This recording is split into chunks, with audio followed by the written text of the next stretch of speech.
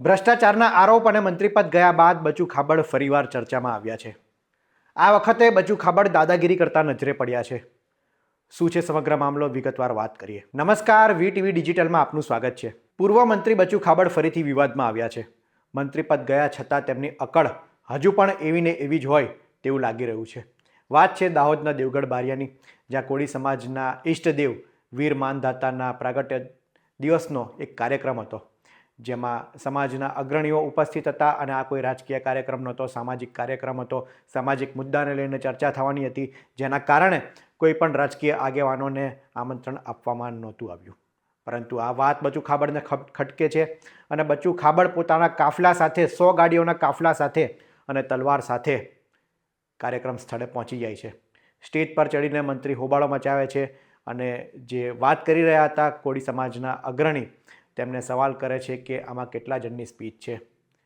સામેવાળો વ્યક્તિ કહે છે કે અમે કોઈ પણ રાજકીય વ્યક્તિને આમંત્રણ નથી આપ્યું, આ સમાજનો કાર્યક્રમ છે, આમાં રાજનીતિ ન ઘૂસે તે માટે અમે કોઈ પણ રાજનેતાને આમંત્રણ નથી આપ્યું, માત્ર સમાજના અગ્રણી છે તેમની જ નિવેદન અને તેમનું જ સ્પીચ આમાં રાખેલી છે.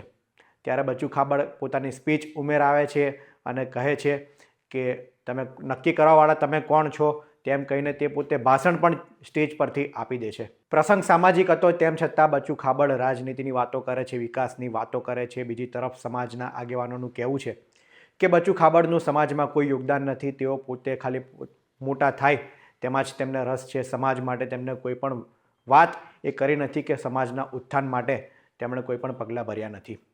પહેલાં જોઈએ એ વિડીયો, જે વિડીયોને લઈને બબાલ થઈ હતી.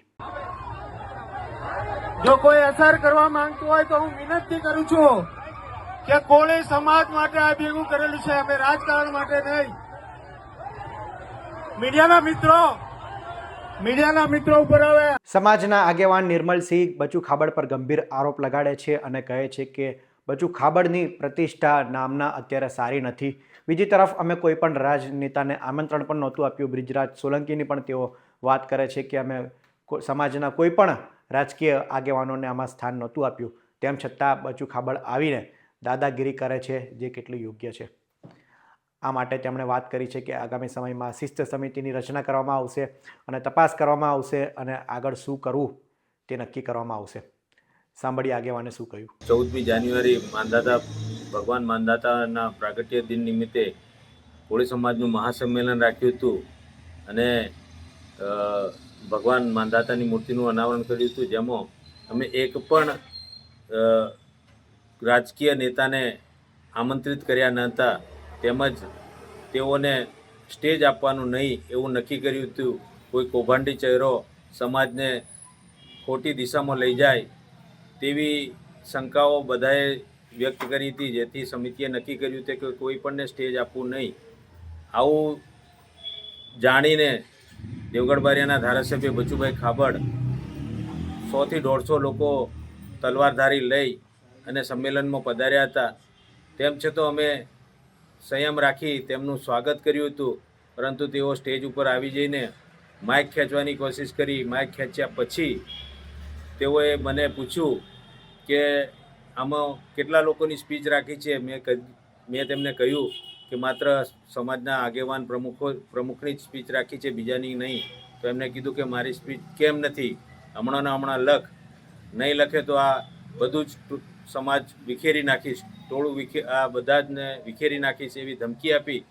એટલે તેમના જવાબમાં મેં કહ્યું કે આજ સુધી તમે સમાજ વિખેરવા સિવાય કર્યું જ છે શું? આ સાંભળતો જ તેમના જે આજુબાજુ હથિયારધારી લોકો આવેલા તે સ્ટેજ ઉપર ચડી જવાનો પ્રયત્ન કર્યો. વાત એ છે કે બચુ ખાબડ પર એક તરફ ભ્રષ્ટાચારના આરોપ લાગી રહ્યા છે, અત્યારે તપાસ ચાલી રહી છે, સરકારમાંથી તેમનું મંત્રીપદ પણ ગયું છે. ભારતીય જનતા પાર્ટીના તેઓ ધારાસભ્ય છે. મનરેગામાં કરોડો રૂપિયાનું કૌભાંડ કર્યું હોવાનો તેમના પુત્ર પર આક્ષેપ લાગી રહ્યા છે. તપાસ ચાલી રહી છે. ત્યારે હવે બચુ ખાબડને સમાજમાં પ્રતિષ્ઠા મેળવવા માટેના જાણે અભરખા જાગ્યા હોય તેમ તે સામાજિક કાર્યક્રમમાં ઘૂસી જાય છે. વગર આમંત્રણે આ રીતના ઘૂસી જાય છે અને સમગ્ર પ્રસંગ બગાડવાના પ્રયાસ કરે છે.